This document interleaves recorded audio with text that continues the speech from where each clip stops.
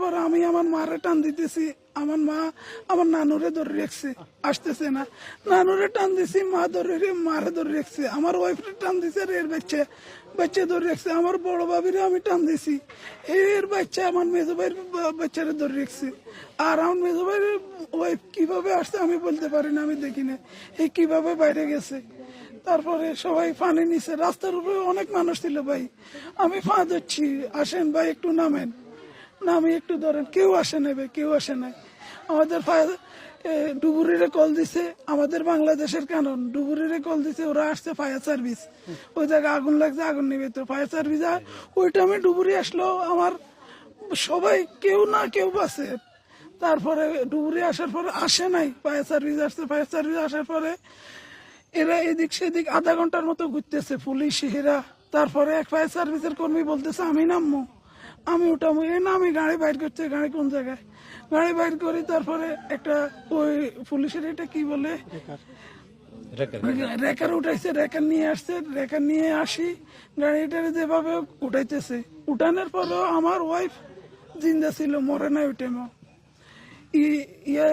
প্রথমে স্বর্ণপদক ন্যাশনালে দিছে, ন্যাশনালে বলতেছে তোমরা প্রাইমে নিয়ে যান। স্বর্ণ ন্যাশনালে বলতেছে এই জিন্দা আছে, শ্বাস লইতেছে, ওর অক্সিজেন লাগাইছে, অক্সিজেন টানতেছে। ন্যাশনালে বলতেছে ওরে জোরালি আইসিউর ভিতরে নিলে বাঁচবো।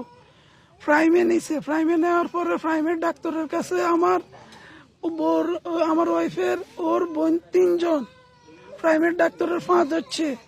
প্রাইমের ডাক্তার এক কথায় বলতেছে পুলিশ এই জায়গায় আসা ছাড়া আমরা চিকিৎসা করবো না। পা ধরে বলতেছে এর মরে যাইতেছে, এর একটু আইসিউর ভিতরে নেন, ওরা নেয় নাই।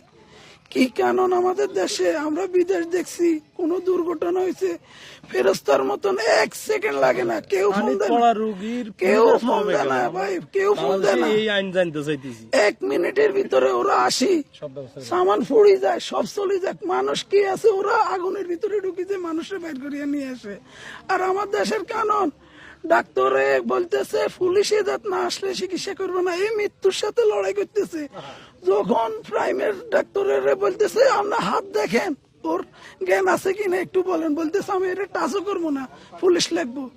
এই কারণ আমাদের দেশে হসপিটালের আর প্রশাসনের লোকদের কি বলছে বুঝছেন, আর কিছু বলে না। আমার ফ্যামিলির কেউ নাই ভাই, আমার ঘরের মধ্যে আমার বাচ্চারা আমি একবার দেখছি, শুধু এয়ারপোর্টে আসে একবার ধরছি, আর কেউ নেই ভাই।